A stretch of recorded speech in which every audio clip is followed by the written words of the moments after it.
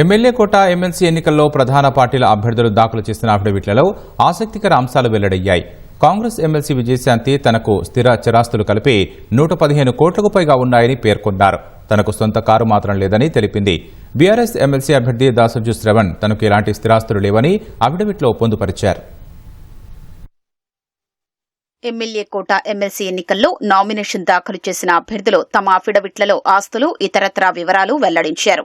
ప్రముఖ సినీ నటి కాంగ్రెస్ సీనియర్ నాయకురాలు విజయశాంతి తనపై సంగారెడ్డి, హన్మకొండలో 2 పోలీసు కేసులు ఉన్నట్లు వెల్లడించారు. తన వద్ద 5,92,000 నగదు, భర్త శ్రీనివాస్ ప్రసాద్ వద్ద 30,000 నగదు ఉన్నట్లు వివరించారు.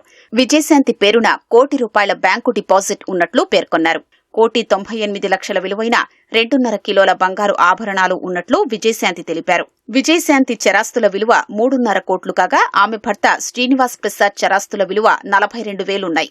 విజయశాంతికి హైదరాబాద్, చెన్నైలో ఉన్న భూముల విలువ 112 కోట్లుగా ఉంది. ఇందులో తన పేరిట 67.5 కోట్లు, భర్త పేరు మీద 45 కోట్లు విలువైన స్థిరాస్తి ఉన్నట్లు విజయశాంతి వివరించారు.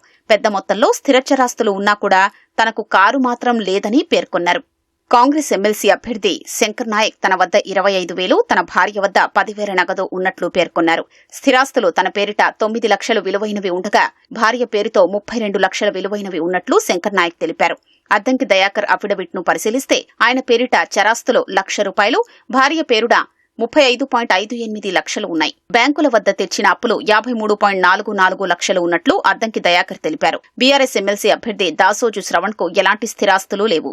కుటుంబ సభ్యులతో పాటు తనకు ఎలాంటి వ్యవసాయేతర భూములు లేవని అఫిడవిట్లో పేర్కొన్నారు. శ్రవణ్ పేరిట 25 లక్షలకు పైగా, భార్య పేరిట 1,86,00,000, కూతురు పేరిట 39,000 రూపాయల నగదు, డిపాజిట్లు, చరాస్తులు ఉన్నాయి. భార్య పేరిట 7 లక్షల రూపాయలకు పైగా రుణముంది.